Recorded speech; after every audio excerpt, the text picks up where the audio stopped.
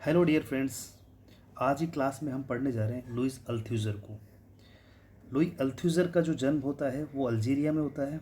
Algeria Africa का एक country है और बाद में सेटल हो जाते हैं फ्रांस में, और फ्रांस में इनकी डेथ होती है। लुई अल्थ्यूज़र 1918 में इनका जन्म हुआ और 1919 में इनकी डेथ होती है। लुई अल्थ्यूज़र को जिस चीज़ के लिए जाना जाता है वो है एक तो स्ट्रक्चरल फंक्शनलिज्म, और दूसरा है जो सबसे इम्पोर्टेंट है वो न्यू मार्क्सिज्म। न्यू मार्क्सिज्म का मतलब है जिन आधार को लेकर, जिन बातों को लेकर मार्क्स ने अपनी पहचान बनाई थी, अपनी बात रखी थी और जिसको लेकर दुनिया चल रही थी, उसमें 1960 है और 1970 का जो फेज़ है उसमें काफ़ी मतलब जो उनकी बातें थी उनको लोगों में इस तरह से चर्चा होने लग गई थी कि वो रिलेवेंट नहीं है। ठीक है, उनके अंदर रिलेवेंसी कम हो गई है। तो यूँ कहो कि मार्क्स को पुनर्स्थापित किया है इन्होंने, लेकिन मार्क्स को एज इट इज़ उस फॉर्म में पुनर्स्थापित नहीं किया जिस फॉर्म में कार्ल मार्क्स ने अपने विचार दिए थे। इन्होंने उनके अंदर कुछ बदलाव किए और जस्टिफाई किया कार्ल मार्क्स को, उनकी एज के आधार पर जस्टिफाई किया।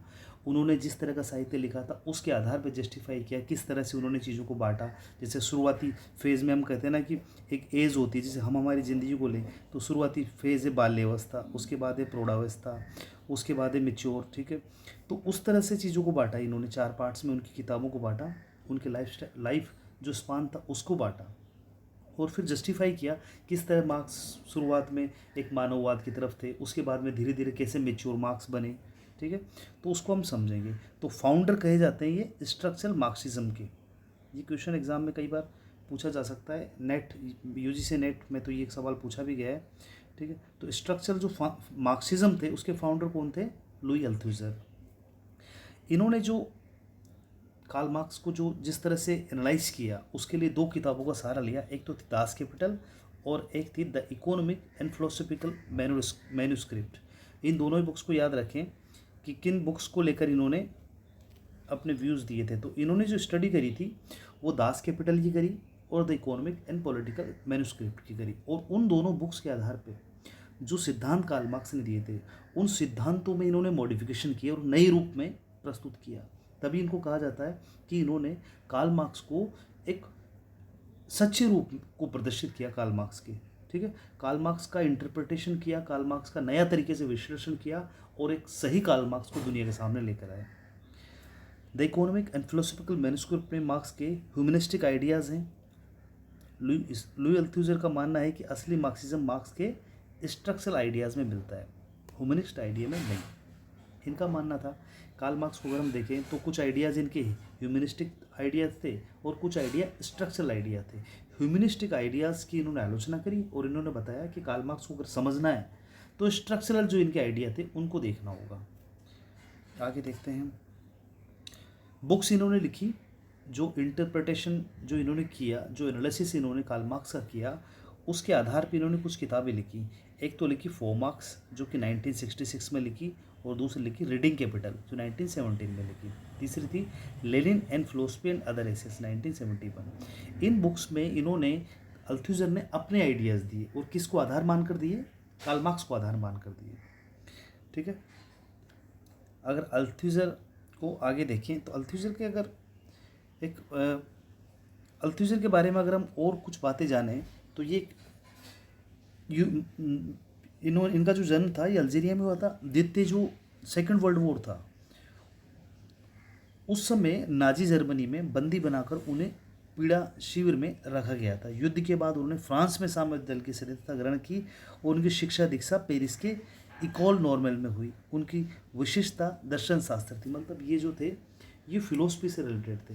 ये जो स्टूडेंट रहे ये फिलोसफी के रहे एक्चुअल में, और इन्होंने उन विचारों को सोशियोलॉजी में देने की कोशिश करी, अपने फिलोसफिकल आइडियाज़ को सोशियोलॉजी में स्थापित किया इन्होंने। और इन्हें सरसनादी मार्क्सवादी तरह यूरोप में जाना जाता है। यूरोप में जो इनका नाम है वो एक स्ट्रक्चरल मार्क्सिस्ट की तरह है।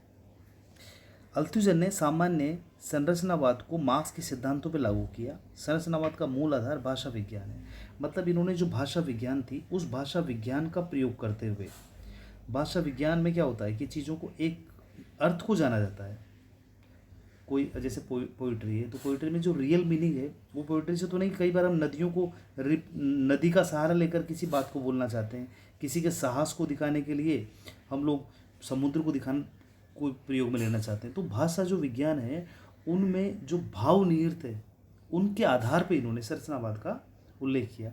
बात यह है, अगर हम इसको ऐसे तो टिपिकल होता जाएगा, इसको सिंपल व्यू में देखें तो कार्ल मार्क्स को इन्होंने जो उनके रियल जो बात थी, जो बोलना चाहते थे, उस पर उन्होंने फोकस किया। ठीक है, इसके जनक सोच रहे थे भाषा विज्ञान के। इनका कहना था कि शब्दों का अर्थ वस्तु और घटनाओं के साथ बराबर जुड़ा नहीं है। शब्द का अर्थ शब्द के बाहर होता है और बाहर का अर्थ समान होता है। मार्क्स के उदाहरणों की पुनर्व्याख्या का अल्थुइजर का उद्देश्य मानवता दार्शनिक द्वारा दी गई मार्क्स की मनगढ़ंत व्याख्या से मार्क्स को उबार कर सच्चे मार्क्स को स्थापित करना था।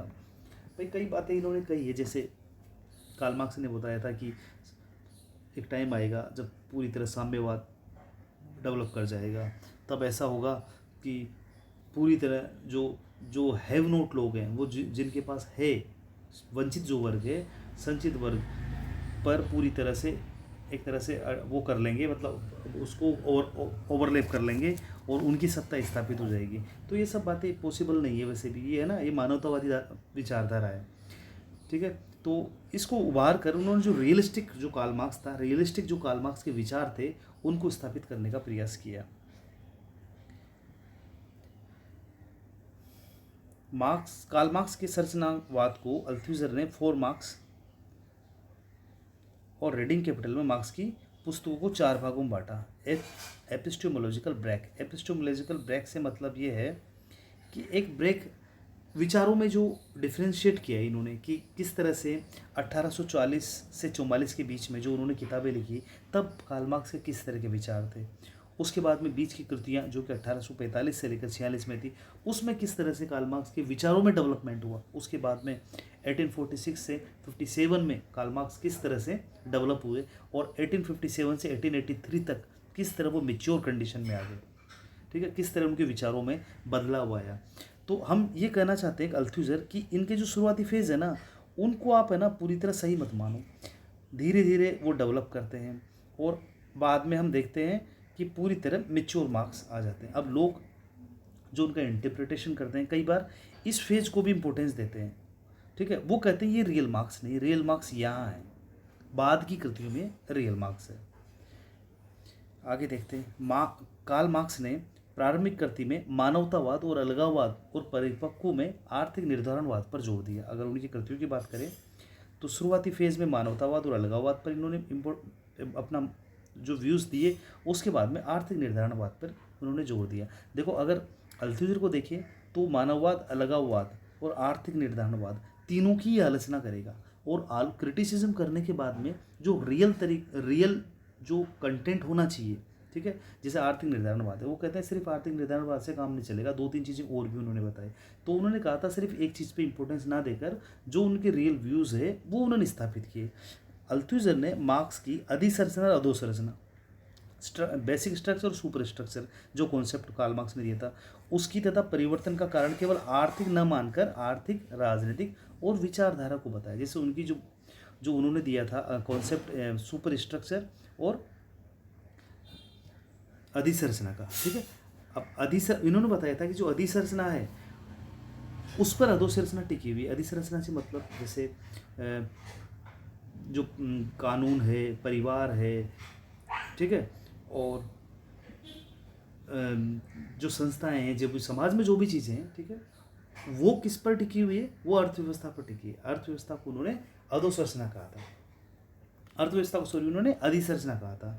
तो इन्होंने बताया था कि सिर्फ अर्थव्यवस्था पर चीज़ें नहीं टिकी हुई है, उन्होंने बताया चीज़ें आर्थिक भी रूप से भी निर्धारित हो रही है, साथ में राजनीतिक रूप से भी निर्धारित हो रही है, वही विचारधारात्मक रूप से भी निर्धारित हो रही है। तो जैसे हम देख लेते हैं, गांधी जी को देखते हैं, तो गांधी जी क्या है, गांधी जी तो उनके पास तो कोई पैसा भी नहीं था, बट वो विचारधारा के आधार पर उन्होंने अपना नाम बनाया था। ठीक है, तो उन्होंने जो समाज को प्रभावित किया वो आर्थिक आधार पर तो निर्धारित ही नहीं किया, विचारधारा के आधार पर निर्धारित किया था। उसी तरह से अगर हम हमारे जो प्रथम प्रधानमंत्री थे, या जो डॉक्टर जवाहरलाल नेहरू को देखो, उनकी जो राजनीतिक जो विचारधारा थी उसके आधार पर उन्होंने काफ़ी समाज को प्रभावित किया। आज के टाइम में हम देखें तो नरेंद्र मोदी जो है, इन्होंने की जो राजनीतिक जो समझ है उसके आधार पे ये समाज को काफ़ी ज़्यादा प्रभावित कर रहे हैं। ठीक है, तो ये तीनों कारक इन्होंने इंडिपेंडेंट बताए और ऑटोनॉमस भी बताए। ऐसा नहीं कहा कि ये सब चीज़ें आपस में इंटरलिंक है, इन्होंने कहा सब ये इंडिपेंडेंट है और ऑटोनॉमस भी है। मार्क्स की मिथ्या चेतना की अवधारणा की आलोचना की और इसका कारण भी केवल आर्थिक न मानकर वैचारिक, राजनीतिक तथा आर्थिक बताया। मिथ्या चेतना में उन्होंने क्या कहा था, उन्होंने एग्जाम्पल भी दिया था कि जो घर में जो वुमन है वो घर में काम करती है, लेकिन उसको इस तरह से दिखाया जाता है कि वो घर की मालकिन है। ठीक है, या हम आए दिन देखते रहते हैं चीज़ों में कि हमारे समाज में बताया जाता है कि जो महिलाएं हैं ये घर की लक्ष्मी है। ठीक है, बट कार्ल मार्क्स कहते हैं कि भाई ऐसा नहीं है, ये इनको पागल बनाया जाता है, इनको मिथ्या चेतना दी जाती है। एक्चुअल में ये घर में एक लेबर की तरह काम करते हैं, बट ये ठीक नहीं है। इस तरह से तो समाज का कोई अस्तित्व ही नहीं रहेगा। आदमी भी अगर बाहर जाता है तो वो भी काम कर रहा है, सब अपना अपना काम कर रहे हैं। तो ये इस तरह से चीज़ों को डिसाइड नहीं किया जा सकता कि इनको मिथ्या चेतना है, सबको चेतना है इस तरह की, वो क्या कर रहे हैं। बट इस सामाजिक व्यवस्था को चलाने के लिए वो चीज़ ज़रूरी है, इसलिए वो किया जा रहा है। ठीक है, मार्क्स को इतिहास विरोधी कहा। इन्होंने कहा कि कार्ल मार्क्स इतिहास विरोधी है। ठीक है, तो ये भी एग्जाम में पूछा जाता है कि कार्ल मार्क्स को इतिहास विरोधी किसने कहा था, तो ये लुई अल्थुजर ने कहा था। इतिहास विरोधी क्यों कहा था? कार्ल मार्क्स मानते थे कि इतिहास एक रेखीय है। भाई एक रेखीय था, उन्होंने माना था कि आदिम साम्यवाद से होता हुआ ये साम्यवाद की तरफ बढ़ता है, जिसमें शुरुआत में आदिम साम्यवाद होता है, उसमें दो वर्ग होते हैं, उसके बाद में कृषक समाज आता है, उसमें दो वर्ग होते हैं, फिर सामंतवाद आता है, उसमें दो वर्ग होते हैं, फिर पूंजीवाद आता है, उसमें दो वर्ग होते हैं। तो जो रेखीय व्याख्या करी थी इन्होंने, इसकी आलोचना की। इन्होंने कहा कि ऐसा बिल्कुल नहीं है, ये एक रेखीय नहीं होता है, इसमें भी कई डायमेंशन होते हैं। जैसे कि अल्थुजर मानते हैं कि इतिहास रेखीय बदलती रहती, जरूरी नहीं कि प्रगति ही हो, बड़े परिवर्तन आकस्मिक भी हो सकते हैं। जैसे वर्तमान में कोरोना काल को लो, प्राचीन भारत में महिलाओं की अच्छी स्थिति अच्छी थी, मध्यकाल में खराब थी, वर्तमान में बेहतर हो गई है। भाई अगर हम एंशियंट हिस्ट्री को उठा के देखते हैं तो वुमन की स्थिति इतनी बुरी नहीं थी। इनके अकॉर्डिंग तो ये होना चाहिए था कि एक रेखीय चीज़ों में चीज़ें उसी तरह से आगे बढ़ती रहनी चाहिए थी, बदलती रहनी चाहिए थी, बट ऐसा तो नहीं है। एक बार अच्छी थी, फिर बुरी हुई, फिर अच्छी हुई, तो इसका मतलब चीज़ें एक रेखा में तो नहीं चल रही। अभी कोरोना काल ने देखो इकोनॉमी को, सोसाइटी को, सबको कितने बड़े लेवल पर बदला है, इवन मल्टी डायमेंशनल लेवल पर बदला है। तो घटनाएं ऐसी, उन्होंने कहा था कि ऐसा नहीं कि कुछ घटनाओं के द्वारा ही चीज़ें बदलती हैं। उन्होंने कहा था बहुत सारी ऐसी घटनाएं जिसे समाज कई तरीके से बदलता है, एक रेखा में नहीं, बहुत सारी रेखाओं में बदलता है। मार्क्स को मानव विरोधी कहा। मानव विरोधी इन्होंने इसलिए कहा कि इन्होंने कहा था कि व्यक्ति खुद इतिहास नहीं बनाते हैं, इसके लिए सामाजिक परिस्थितियाँ जिम्मेदार रहती है। ठीक है, इन्होंने बताया जैसे कोई आदमी, इनके अकॉर्डिंग अगर हम इसको एग्जाम्पल समझने की कोशिश करें तो किसी के घर में अगर बिजनेस का माहौल है तो बच्चा, बहुत चांस होता है कि बच्चा खुद बिजनेसमैन बने, उनका जो बच्चा होगा। बट इसको भी हम काउंटर कर सकते हैं। कई गरीब ऐसी फैमिलीज आज हमने देखा है कि ऑटो चलाने वाले जो परिवार है उनमें से भी आईएएस निकलते हैं, जबकि सामाजिक परिस्थितियाँ उनकी बहुत टफ रही थी, फिर भी वो आईएएस बने। तो ये है कि इन्होंने मानव की जो काबिलियत है, मानव की जो समझ है, उसको इन्होंने कम माना, कम आंका। इसलिए लुई अल्थुजर कहते हैं कि मानव को मतलब कार्ल मार्क्स ने मानव को मानव विरोधी कहा, मतलब मानव विरोधी कहा लुई अल्थुजर ने। क्यों? क्योंकि इन्होंने मानव को इम्पोर्टेंस नहीं दी थी, ठीक है, और सामाजिक परिस्थितियों को इम्पोर्टेंस दी थी। तो इसको भी इन्होंने ठीक किया। एक कॉन्सेप्ट दिया इन्होंने, आइडियोलॉजी एंड आइडियोलॉजिकल स्टेट अपार्ट्स। 1970 में ये कॉन्सेप्ट दिया था, काफ़ी इंपॉर्टेंट है, ये भी एग्जाम्स में काफ़ी पूछा जाता है। आरएसए और आईएसए का कॉन्सेप्ट किसने दिया है ना, इस तरह से ये सवाल पूछा जाता है, तो ये भी याद रख लीजिएगा।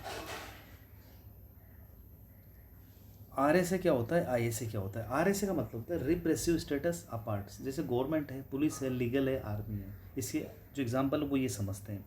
गवर्नमेंट कोशिश करती है कि वो अपनी पुलिस के द्वारा या लीगल जो सिस्टम है उसके द्वारा, आर्मी के द्वारा लोगों को कंट्रोल करती है। ठीक है, एक्चुअल में स्टेट के बारे में जब ये बता रहे थे तब इन्होंने दो कॉन्सेप्ट दिए, एक था आरएसए, एक है आईएसए। दूसरा जो दिया इन्होंने कि किस तरह से मतलब हमें कंट्रोल किया जाता है, जो जनता है उनको कंट्रोल किया जाता है, पुलिस के द्वारा किया जाता है, लीगल सिस्टम की, आर्मी के द्वारा। ठीक है, एक होता है आईएस, कुछ ऐसे इंस्टीट्यूशंस के द्वारा लोगों को कंट्रोल किया जाता है, लाइक जैसे एजुकेशन के द्वारा कंट्रोल किया जाएगा, फैमिली हो गया, ठीक है, और इन्होंने जो आईएएस का कॉन्सेप्ट लिया था, ये कहाँ से लिया था? ग्रामस्की से। ये भी एग्जाम में पूछा गया सवाल है, इसलिए मैंने इसको ऐड कर दिया। एक कॉन्सेप्ट दिया इन्होंने इंटरपलेशन, ये भी इंपॉर्टेंट है। इंटरपलेशन का कॉन्सेप्ट किसने दिया? इंटरपलेशन का कॉन्सेप्ट दिया था लुई अल्थुजर ने। इंटरपलेशन है क्या? जब स्टेट द्वारा जनता पर आइडियोलॉजी को थोपा जा रहा हो, ठीक है, थोपा जा रहा हो लेकिन लोगों को पता ना चल रहा हो, ऐसा लग रहा हो कि जो भी हो रहा है ना वो हमारे भले के लिए हो रहा है। जब स्टेट द्वारा जनता पर आइडियोलॉजी को थोपा जा रहा होता है, उस प्रोसीजर को इंटरपलेशन कहते हैं। हमें लगता है सब कुछ हमारे भले के लिए ही किया जा रहा है। गवर्नमेंट धर्म के नाम पर अन्य साधनों से लोगों का दिल जीत कर रूल करती है। जैसे आज के टाइम में, बस इसको अदरवाइज ना लें, बस एक छोटा सा एक वो दे रहा हूँ मैं, एक आपकी समझ स्थापित करने के लिए। जैसे बीजेपी गवर्नमेंट या जो आईएनसी, इंडियन कांग्रेस, कोई भी गवर्नमेंट मान लो, कई बार ये लोग क्या करते हैं, जैसे अभी पेट्रोल के दाम जो है बहुत ज़्यादा बढ़े हुए हैं, ठीक है, पेट्रोल के दाम हो, गैस के दाम हो, इवन महंगाई है बहुत ज़्यादा बढ़ी हुई है। लेकिन हमें लग रहा है, हमारे दिमाग में क्या चल रहा है? राष्ट्रवाद, हमें नेशनलिज्म बताया गया है। हमें लगता है कि हमारे देश के डेवलप होने के लिए हमें इस गवर्नमेंट को सपोर्ट करना पड़ेगा, भले ही हमें ये महंगाई, ये सब चीज़ों को हम सहन करते हुए आगे चलें। गवर्नमेंट कह रही है, गवर्नमेंट हमें क्या कर रही है? हमें आइडियोलॉजिकल रूप से वो हमें ये बता रही है कि हम जो भी कर रहे हैं ना वो आपके भले के लिए कर रहे हैं, ठीक है। एक्चुअल में रियल तो ये है कि उनको इकोनॉमिक रूप से डिसीजन लेना चाहिए। अगर वो नहीं कर रहे हैं तो इकोनॉमिक रूप से वो फेलियर है, वो गवर्नमेंट का ये जो पक्ष है ये फेलियर है, ठीक है। बट वो राष्ट्रवाद का सहारा या हिंदू या पाकिस्तान जैसे मुद्दों को उठाकर वो ये दिखा देती कि हम आपके भले के लिए काम कर रहे हैं। आइडियोलॉजिकल रूप से वो हमें डाउन कर लेते हैं या हमें इस तरह से समझा देते हैं कि हम आपके लिए बिल्कुल सही कर रहे हैं जो भी कर रहे हैं। तो ये इंटरपलेशन है, ठीक है, इसको आप समझ गए, ठीक है। तो ये थी आज की क्लास। और कार्ल मार्क्स ये का जो इंटरप्रेशन इन्होंने दिया था, इंटरप्रिटेशन जो इन्होंने दिया था, ये वास्तव में बड़ा पॉपुलर रहा। इवन 1960 और 1970 के दशक में ये पूरे यूरोप में छा गए थे। अच्छा, इनके बारे में एक दो बातें और बता देता हूँ। अल्थुइजर का जो जीवन था ये बहुत ही मतलब टफ रहा था, ये मान लो आप। एक टाइम था जब ये काफ़ी आइडियोलॉजिकल रूप से ये काफ़ी मतलब यूरोप में छाए हुए थे, इनकी बातों को लोग सुन रहे थे। उसके बाद में मतलब ये इतने ज़्यादा परेशान, और अपनी इनकी माँ एक्चुअल में से ये काफ़ी ज़्यादा परेशान थी। इनकी माँ और इनके बीच का जो रिलेशन था वो ठीक नहीं था। धीरे धीरे ये इतने ज़्यादा एक एंजाइटी और इसमें चले गए, टेंशन और परेशानी वाली ज़िंदगी में चले गए कि लास्ट में ये पागल हो गए थे। और इवन इन्होंने अपनी वाइफ की हत्या भी कर दी थी, ठीक है। हत्या करने के बाद ये 10 साल तक जेल में रहे और पागलपन के आधार पर ही ये पागलपन के साथ ही ये मर गए, ठीक है। तो एक बहुत बड़ा विचारक जिन्होंने चीज़ों को बहुत अच्छे समझाया यूरोप में, इवन इनकी विचारधारा इतनी छाई हुई थी, कार्ल मार्क्स को इन्होंने वापस पुनर्स्थापित करने में योगदान दिया था। और उसके बाद में ये पागल होकर अपनी चीज़ों को एक मर्डरर के रूप में रहे, एक पागल हुए, और उसके बाद में इनकी डेथ हुई। तो इनका अंत बहुत बुरा हुआ, बट इनका जो योगदान है ये बहुत सराहनीय रहा। तो आज की क्लास में फ्रेंड्स इतना है, कुछ और कंटेंट हम लेकर आएंगे। Thank you very much.